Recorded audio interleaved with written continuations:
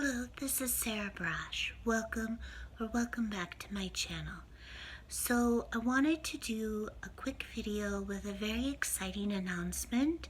So on June 29th, I'm going to be on the In Hot Water podcast with Berg and Geno Bisconte, and this is one of the podcasts that's part of a collection of podcasts that is Compound Media, which I believe is owned by Anthony Cumia. I believe that's how he pronounces his name. I hope I'm not butchering his name.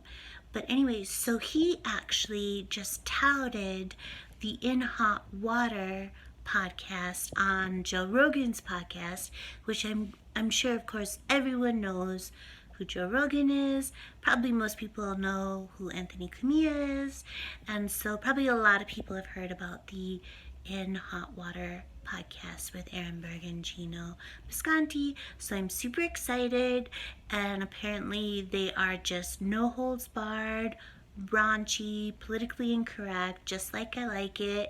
And I am super thrilled, and I'm also super thrilled because I just feel like comics in particular just are amazing, and they are very sympathetic to me, and they actually, I feel like they appreciate the absurdity of what has happened to me, just the absolute, that it is just complete and utter farce, that I have been vilified on a global scale as some kind of genocidal villain on the order of Pol Pot, when in fact I'm just this human and civil rights activist and licensed attorney who was living like a hermit Rapunzel at the top of a tower at Yale and just wanted to be left alone and in peace to finish my PhD dissertation, which I refer to as my Saving the World project. And this non-event happened, which, I mean, of course it was an upsetting event to me because I was being harassed by a group of Yale students in my isolated Yale dorm room. And I had been trying to work with the Yale administration and the Yale campus police to make the harassment stop, and it wasn't stopping. And I had been told over and over and over again by the Yale administration, by the Yale campus police, including Yale campus police chief Ronell Higgins, to just call the Yale campus police at any time for any reason whatsoever, even if I was unsure that such a call was necessary. So that's exactly what I did. But so of course to me it was a big deal, but to the world this was a non-event.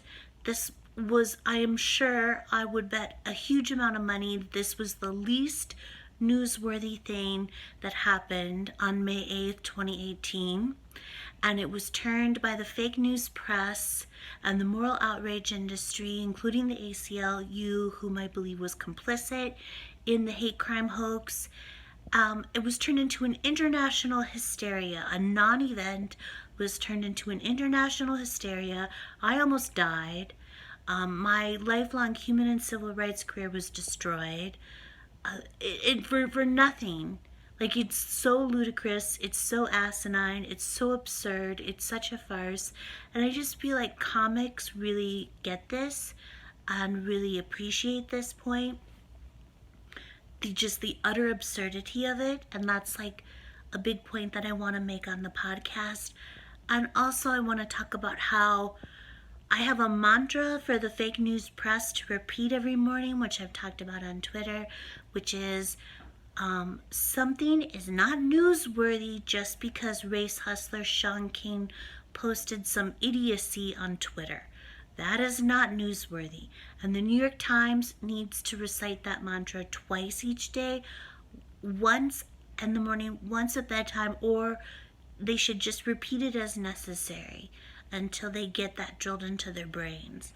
But anyway, so I just wanted to make sure to let everybody know I'm so excited. I'm going to be on the In Hot Water podcast with Berg and Geno Bisconte on June 29th.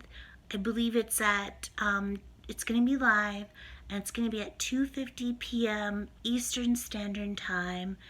And yeah, that's it. And I'm so excited and I can't wait. And I'll have all of my fundraising links below. Please donate to my legal fund and or my living expenses fund. I love you all so much. Thank you all so much for your support and kind words. They mean the world to me. And we are going to restore due process and equal protection at Yale and everywhere. I love you. Have a great night. I'll talk to you soon.